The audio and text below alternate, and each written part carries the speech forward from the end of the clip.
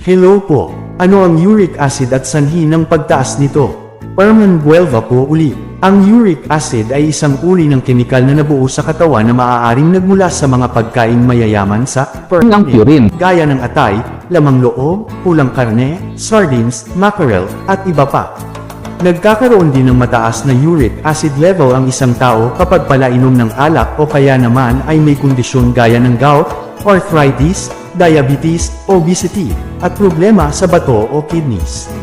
Nailalabas ang uric acid sa katawan sapagkat ito ay isang waste product chemical na di kailangan ng katawan sa pamamagitan ng pag-ihi at pagdumi para ma-regulate ang normal na level nito na naglalaro sa pagitan ng 2.5 hanggang 7.5 mg per deciliter para sa babae at 4.0 hanggang 8.5 mg per deciliter para sa lalaki.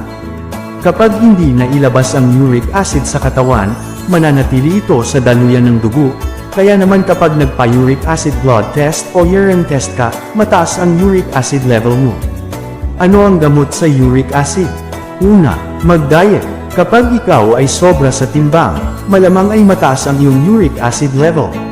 Bawas-bawasan ang kain at huwag kumain masyado ng pagkain mayaman sa Ang purine. atay, lamang loob, pulang karne, isdang mayaman sa omega-3 gaya ng sardines, tuna, mackerel, sitaw o kapamilya nito, munggo, dilis, bagoong, tahong o anumang shelled foods. Pwede ang lahat ng uri ng gulay maliban sa mga nabanggit. Kung kakain ng karne, huwag lagi yung mapupulang karne gaya ng baka, baboy, kabayo, kambing, at iba pa. Pwedeng kumain ng karne ng manok. Pangalawa, uminom ng maraming tubig.